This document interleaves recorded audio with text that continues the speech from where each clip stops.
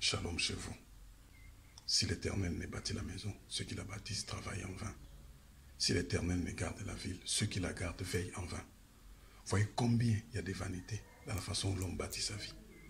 Voyez combien il y a des vanités dans la façon où l'homme veille sur sa vie. Le seul bâtisseur, c'est Jésus. Quand il bâtit, il y a la précision. Quand il bâtit suivant son modèle. Et non seulement suivant son modèle, mais suivant ce qu'il a prévu pour ta vie. Quand il garde suivant les éléments sécuritaires ou les éléments spirituels qu'il trouve autour de toi. Il veille suivant les éléments nuisibles qu'il trouve autour de toi. Il peut t'épargner des dangers en t'écartant des mauvaises personnes, en t'écartant de la mauvaise voie, en évitant les mauvais coups qui arrivent devant toi.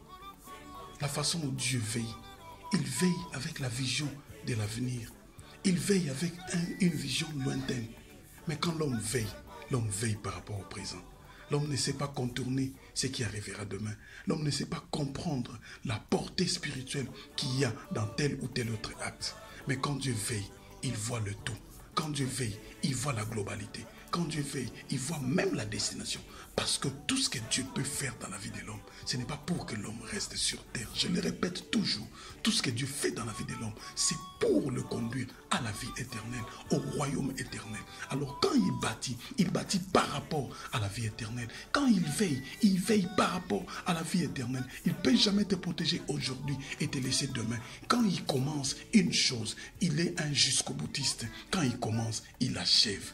C'est comme ça, il est important de bénéficier de cette manière de Dieu de bâtir nos vies. Il est important de bénéficier de cette manière de Dieu de veiller, de sécuriser, de protéger nos vies. Alors, il n'y a qu'une seule chose à faire, c'est pouvoir se recommander entre les mains de Dieu. C'est pouvoir abandonner sa vie entre les mains de Dieu.